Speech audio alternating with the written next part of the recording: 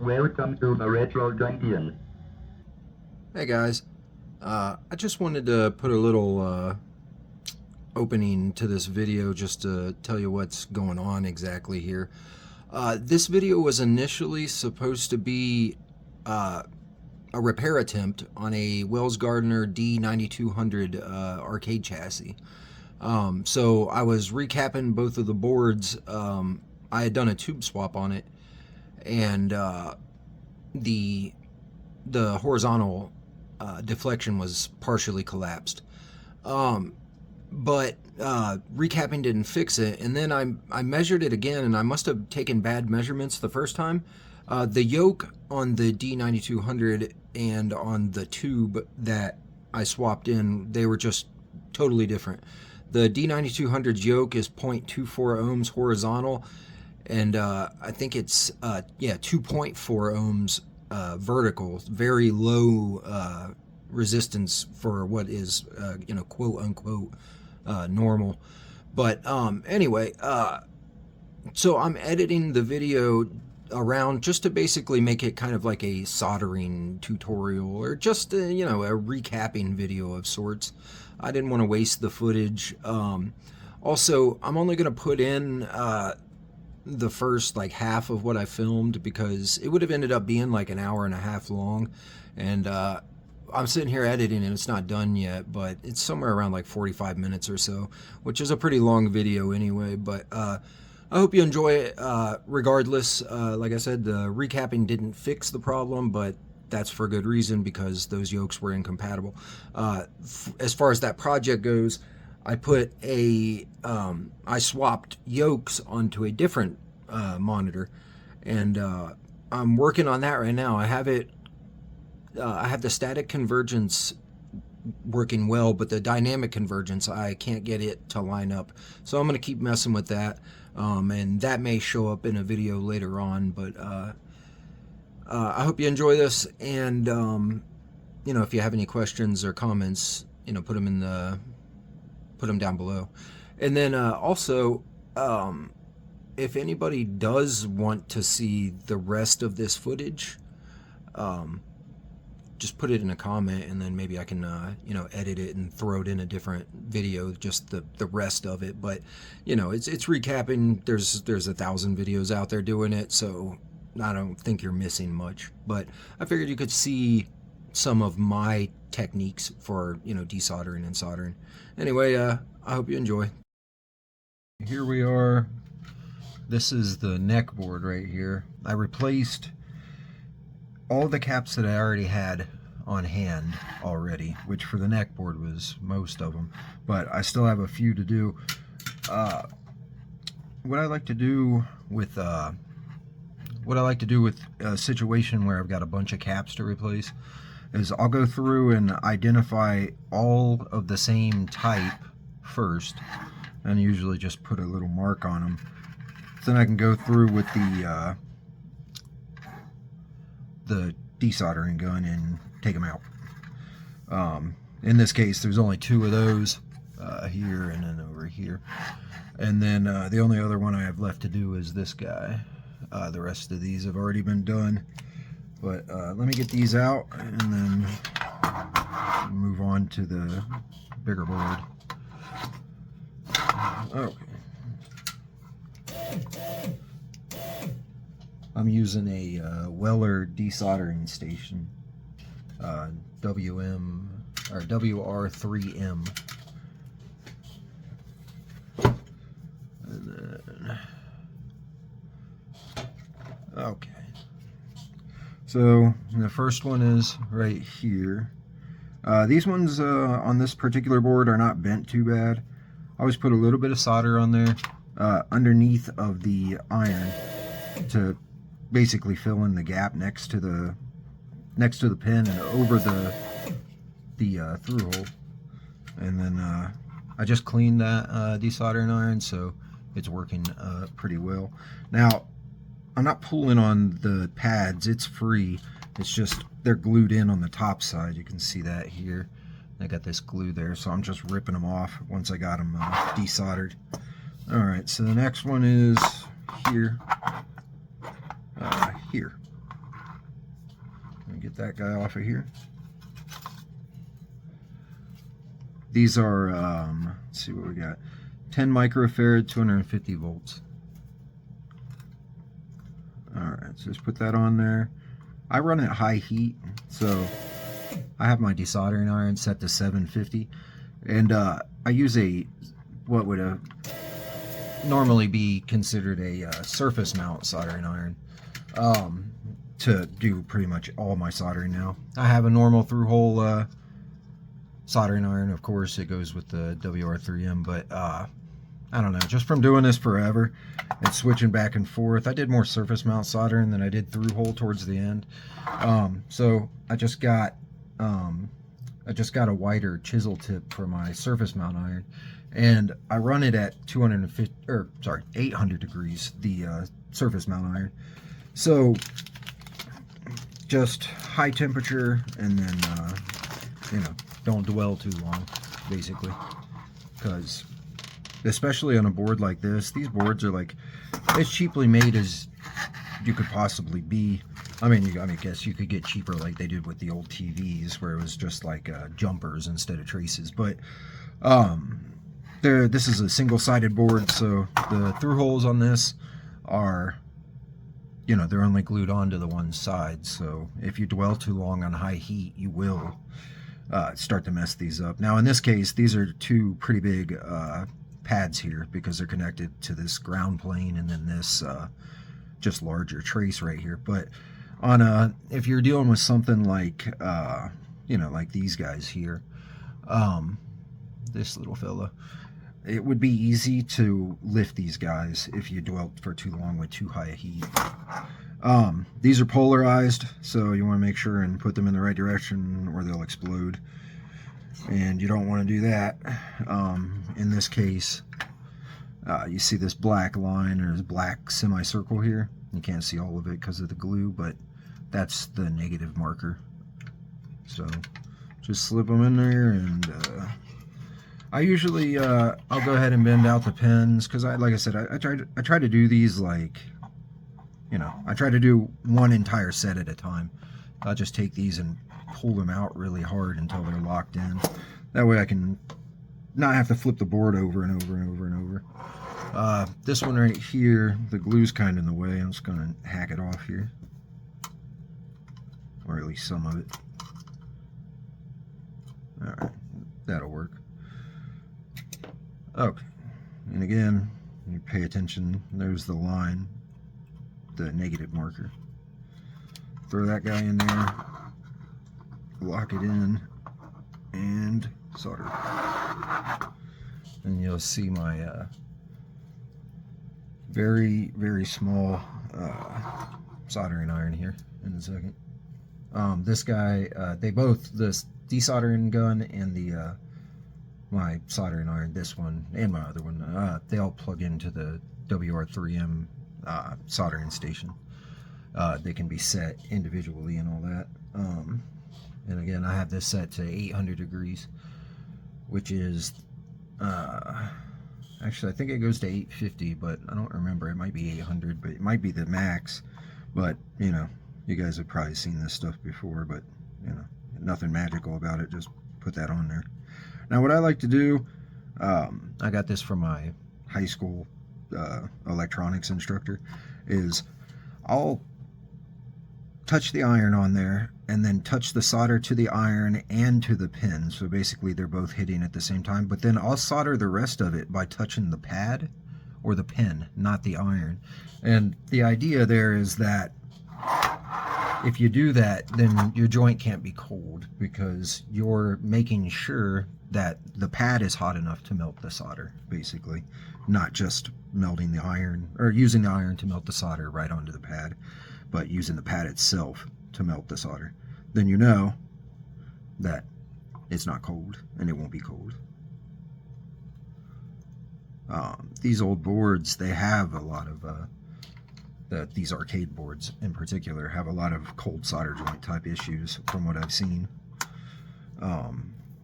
I watch a lot of I think it's Mike's Amateur Arcade Repairs or something like that. And a lot of what he does is, you know, well, recapping is the main thing, I suppose, but touching up cold solder and crack solder in general. Okay, so next and lastly for the neck board, this guy right here, it's 33 microfarad 250 volt cap. I'll pull them off. That's right here. If I can get the desoldering iron over it. I'm kind of wrestling with the heat sinks on the other side of the board, but not too bad. And just put that on there. Like I said, I almost always add solder to the bottom of the tip before I start desoldering, and then just shake it back and forth. And then again, you can see, I don't know if you can see that, probably. It's moving. It's free. They're not touching the holes at all. It's just glued in. So I just got to cut that, or break that glue off. And it's like, I don't even know what it is. It's not really like, it doesn't seem like silicone. I think it's like caulking or something. Probably some kind of specially made stuff for that purpose. I don't know. And here I got 33 microfarad, 250 volt radial, 20% cap. And I ordered these from like DigiKey, and I got all either Panasonic or Nishikon or Rubicon. That's pretty much all I got, those three. Again, negative marker. And I tried to get them about the same size. They're not all exact, but I got them as close as I could with, you know, what they had available, sorry, as modern replacements. I think this this chassis, I think, was made in 2004. So, you know, capacitor technology has, you would assume, advanced a little bit since then. So a lot of times you end up getting smaller ones, but if you look long enough and on enough places, you can usually find bigger ones, and I try to do that. Now you see in this case here, I don't know if you could see that, that solder was having trouble melting because this pad's so big, but I'm just going to leave it on there longer. I don't have to worry about lifting this. This is an entire ground plane basically. But there you go, like that. And then do this one, same deal, just touch there, and then do the rest of it on the pad, not on the iron. And then same deal with that one. I just waited a little bit for it to melt down. That one is okay, but getting an extra heat in that case is not going to be a problem. That pad is, again, is a big one. Alright, so that's the neck board done. Like I said, I already did all the other ones. They were all the same. I think 100 microfarad, 25 volt. Yeah, it looks like all 100 microfarad, 25 volts, except for this one. This is a 10 microfarad, 50 volt? Yeah, 50 volt. I already did it with, I had one of these in my bins. Okay, let me get the main board set up. I took the flyback off of it just so the wires wouldn't be in the way and I didn't have to worry about breaking those wires. But let me get it set back up. Set up the main board. It's just sitting right here, and then we'll get working on it. All right, let me find the caps for this, and then I'll be right back. Okay, we're back here. I think on this one I might start with these two large filter caps. These are 470 microfarad, 250 volt. The replacements I got for these are close in size, but they're a little bit shorter, which obviously is not a problem, but I just try to make it, when I can, make it look the same as it did. I don't like having, like, when I can avoid it, I don't like having you know, a tiny, newer capacitor in place of one that was huge. It just, I don't know, makes the board look weird to me. I may have to switch tips for these. I have a number 3 tip in my desoldering iron right now. These might need to be a number 4. If so, it just says it only takes a second to switch it out. It just screws in basically. It's not even like a, it doesn't even really screw in. It's more like a cam type of thing. But let's see if you guys can see that. I'll zoom you in a little bit. Oh, wrong direction there. Sorry. Sorry for any shaking from the camera. This thing is, I got you on this overhead rig that I got, and I just got it. So it's mounted to my bench, but it's mounted to the metal. To the thin metal on the top shelf. Okay, doesn't look like I'm gonna have to change for these actually. I'll be good with what I got. Hopefully my iron's not gonna hit the camera. I might need to move it. I think I'm okay though.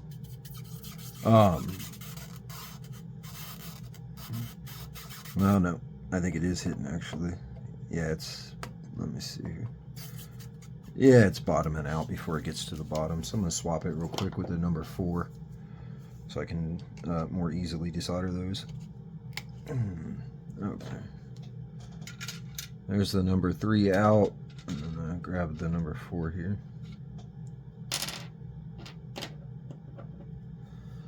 That's number 4. I didn't show you the 3 yet.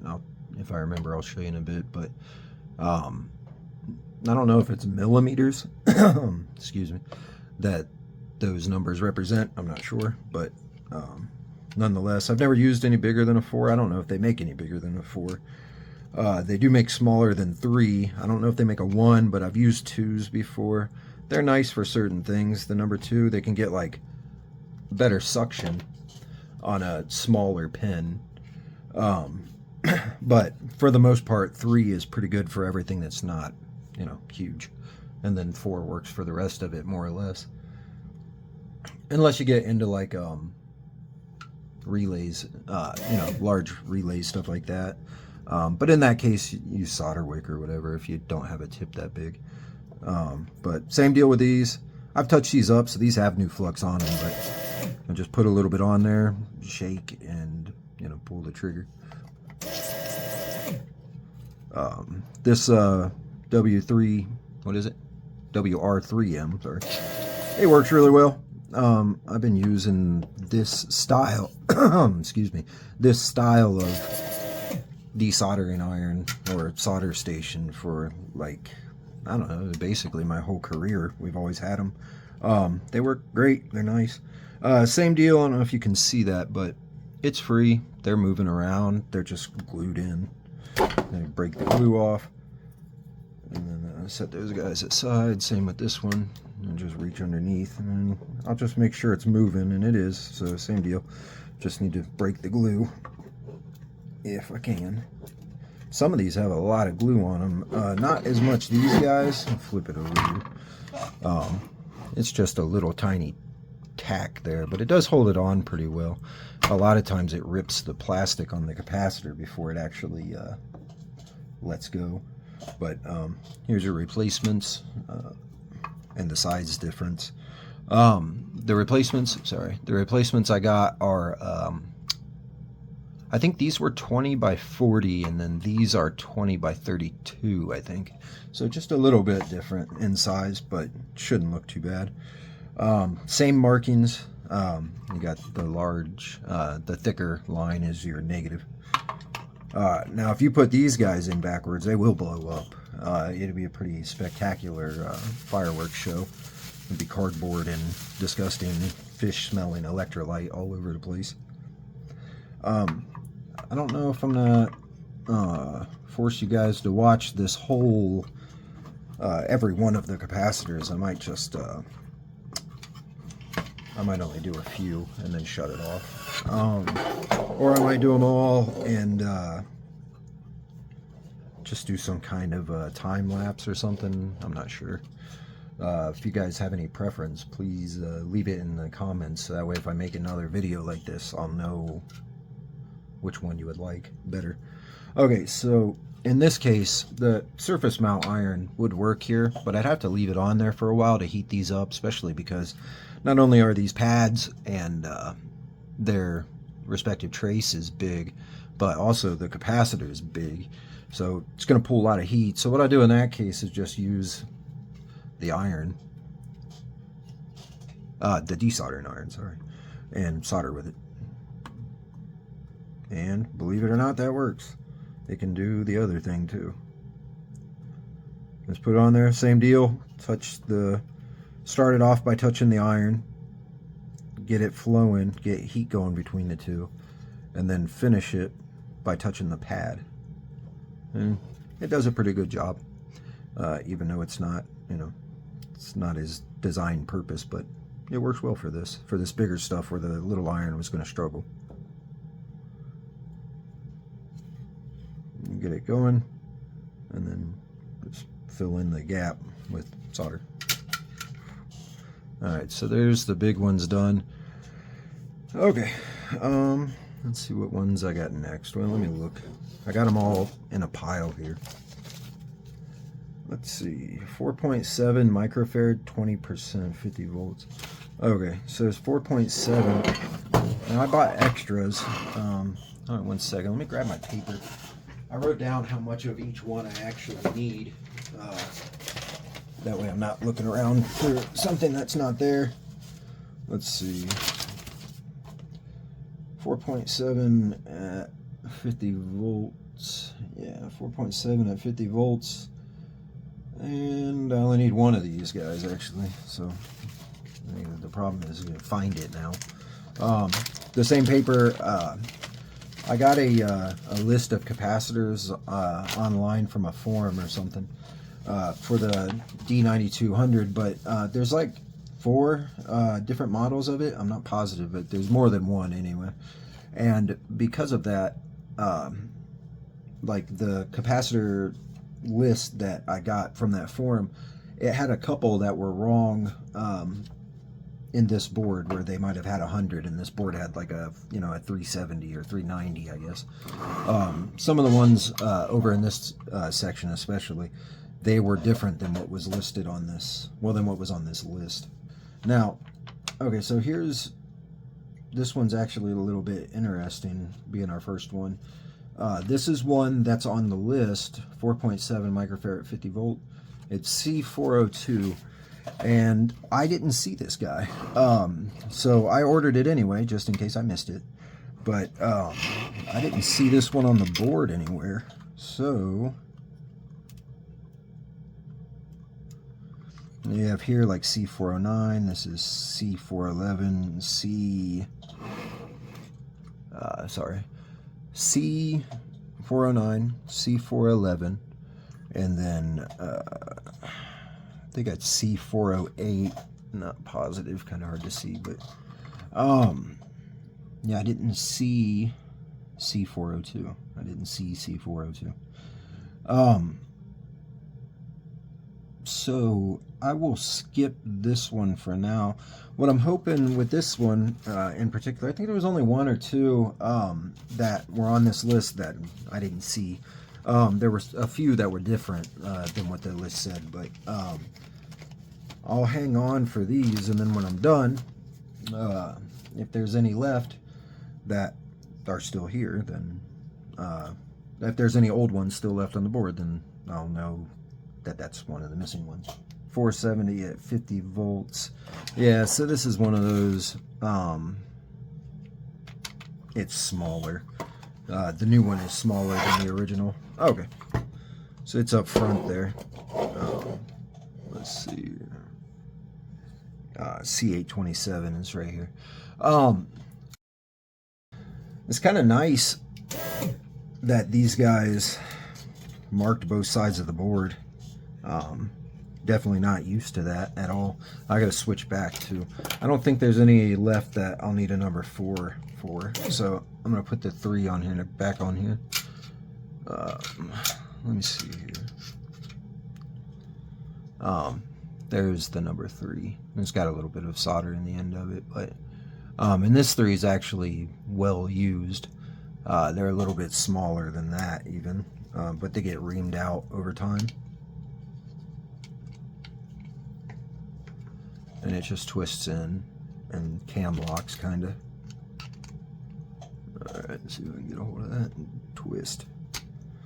I have a tool for this, but I don't like it. Never really have. So I just use the pliers there. Alright, now I gotta wait for this to get back up to temperature. It only takes a couple seconds. Alright, so it's back up to 750 now. Okay. So here we are, is 827 is here. And there's only one of this capacitor in the board. So I don't need to mark it because it's not going to get lost. It's just the one. Let me pull that guy out if I can. Yeah. Let me break the glue. Okay. Alright, let me flip it over.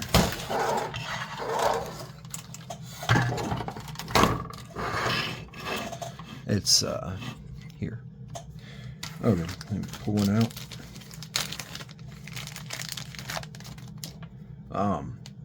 These ones are on the cut tape. Sometimes I'll actually yank them off, like rip the tape, but most of the time I just cut them off at the top of the tape.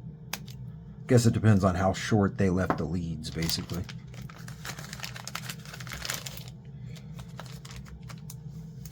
Okay, there's that. And you put that, again, mind the polarity. I'll flip it over and I'm going to bend it out. Actually, I'm going to take these and do it. I try not to bend them too extreme because, you know, it gets annoying for the next guy. If they're bent over, you know, all the way, you got to like pull them up. But the reality is I'll probably be the last person to do this to this thing. Maybe not, but probably. Alright, and then these ones have kind of big pads, but nothing too extreme. It's handling them fine. Like I said, I've been using the surface mount iron pretty much exclusively for, I don't know, it's been a long time, 12 years maybe. The first job I had doing this stuff, I used the regular iron, but then once I got into primarily SMC work, then I switched to just using it. So I don't have to swap back and forth all the time. Although, oh, sorry, knocked my cable over. Hold on a second. I got like a extra light on here. You know, just knocked this power cord off. What was I saying? Oh, yeah, so I have a 3 on the WR3M. The 3 is for 3 tools, basically. So I have a third spot I could hook up my main iron, but I just quit using it, so it's not even worth it. Okay, so the next one I grabbed here is 10 microfarad at 250 volts. I somewhat remember where these guys were. There are just, I think, 3 of these. There might be 4. Let me look real quick, just so as I know. 10 microfarad, 250, there's 5 of these. Okay. I got, one is here, here. So I'm just going to color that on so I can more easily spot them after the fact. There's that one there, and then there's one here, right here by the heat sink. And then another one right here, I think is 10 at 250. Yeah, that's 3. Now I gotta hunt down the last 2 of them. It's possible that those other 2 might have been on the neck board. I think they were. Yeah, they were. So I don't need them for this main board. I don't think. Although now I'm thinking about it, I feel like it had 2 different lists. But I made my own list with the other one, and from what I'm remembering, there's only 3 of them. If not, I'll catch it later, like I said. But let's start with this one. This is, what is this? C839. Okay. I'm going to knock some of the solder out of this from doing the 2 large capacitors. I'll set that down. I'm gonna knock the the solder catcher, the filter out, and then get the solder off of it. It gets, you know, it gets this on it, and then when that happens, well, it starts to not suck as good.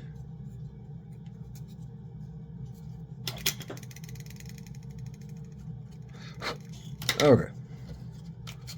Undo that, and then I'm going to clean the tip out.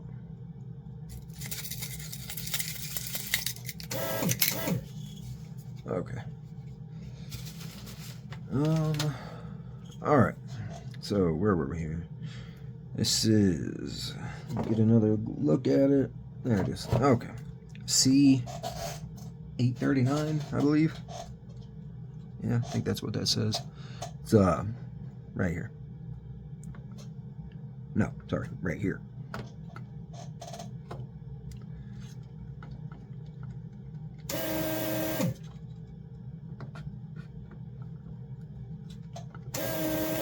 That outside one, the one on the right, I had to dwell on it a little longer because it's on this outside ground plane. And there it's free. And break the glue. There we go. Okay, there's that one. I'm gonna put them back here. I'll wait. Let me take all three of them out before I put the other one in. Okay, where's the next one at? Okay, the last two are just on this side over here. Hopefully be able to see that. It's up really high. This is under, well, it's on the opposite side of the board as the heat sink, but it's here. Here. There we go. C8 or C447.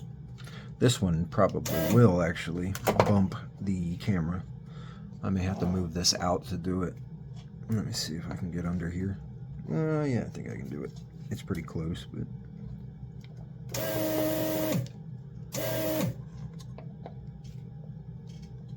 that one was bent a little bit. I just put it inside the hole of the desoldering iron and then bent it back up that way. Now it wasn't bent over like they so often are, but just damaged from getting, you know, smacked around or whatever. Alright, there's that one. And then the last one's not far off from there. Over here. It's another high one. This is C451, it looks like. Okay. Where'd it go? There it is. Right there.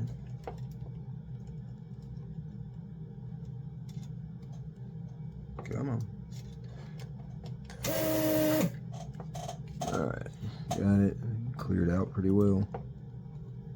Same deal, that one's bent a little bit, so I'm just kind of bending it back up with the iron. Okay, there's that one. Alright, that should be all of those, and we can put them in. There's like 75 capacitors on this thing, which is a little extreme, obviously, but I've already done some of them. I don't remember how many I did at all, but I've already done several. Yeah, like I said, I don't know how many it was, just whatever I had here. But I probably still have like 40 to do. I don't think I did. I probably didn't do much more than 30 of them. I don't remember. Okay, there's that one. Let me double check that. It's weird, like these are the same size capacitor, but their footprint on the board is different. I don't know if they did that for space reasons or what, but normally, you know, you'd use one footprint for one component. You wouldn't use multiple footprints for the same component, but they did here.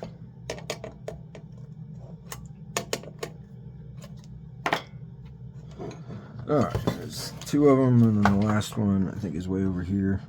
Okay, yeah, right over here. And again, mind your polarity.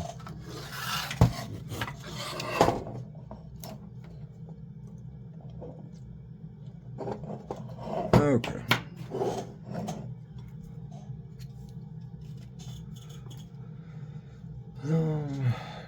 All right, and get these soldered in.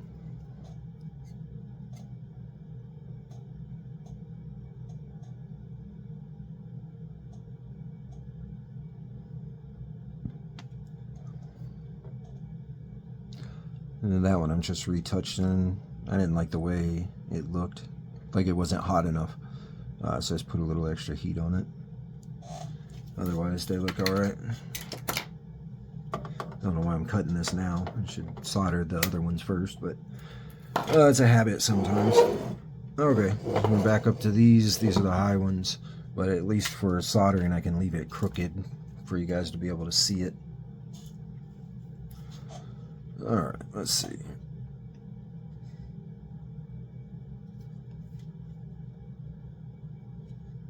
Okay.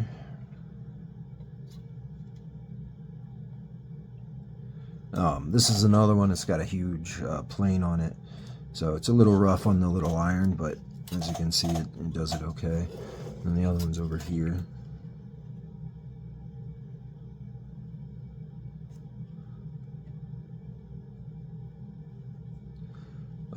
Same here. You got the outer ground plane, and it's a little bit heavy for it, but as you can see, it worked fine. It's not cold or anything, nice and shiny.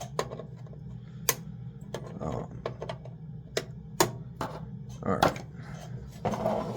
So, I think from here, I'm going to move on. I mean, you guys have seen me do a few. You get how my technique is. I mean, it's not really any different than anybody else. The only difference is the equipment I'm using here. Other than that, it's all the same. This is where I chose to cut the video off. I think you got a good look at how I do this. You know, again, it's not a lot different than any other person. It's just soldering. There's just thousands of videos out there about it. If you want to see the rest of it, just put it in the comments, and then maybe if there's enough people interested, I'll go ahead and edit it and put it on as like a separate video. You know, please leave a like, and then if you subscribe, that's even better. I'd really appreciate it. And thanks for watching.